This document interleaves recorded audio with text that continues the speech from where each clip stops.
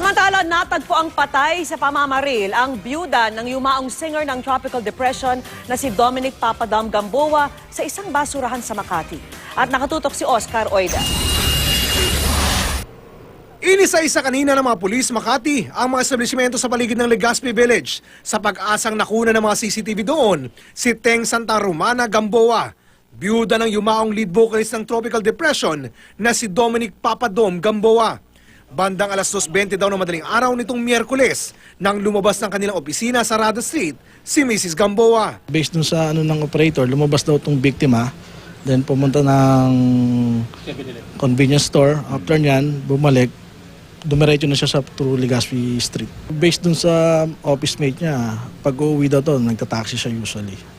Mag-aalas 3 ng madaling araw, natagpuan na ang bangkay ng biktima sa tabi ng mga basurahan sa Kalayaan Street Corner, Barrio Bisaya sa Makati. Babae na kahiga, nakadapa. Tapos? Duguan. Duguan. Sa tingin nyo, sir, yung katawan mukhang matagal na siyang nandun. Ba't kaya hindi napansin ng mga tao? Natatakpan ng basura. May tama ng bala sa kanang bahagi ng noo ang biktima. Wala na raw ang ibang gamit ito tulad ng cellphone.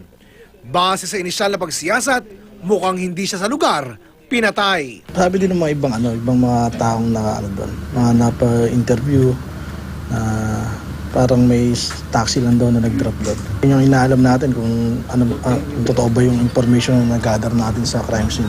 Ayon sa Makati Police, posibleng na biktima ng peking taxi driver ang ginang. Magpapanggap na driver. Then afterwards, magpipick up siya ng mga pasero, usually mga babae. Then in-hold up niya. Pero wala pa kami report na natanggap na pinatay niya. So ngayon lang yun. Bukod sa mga CCTV, gumagawa na rin daw ng request ng Makati Police para masuri ang linya ng cellphone ng biktima para sa mga karagdagang impormasyon. Oscar Oida, nakatutok, 24 oras.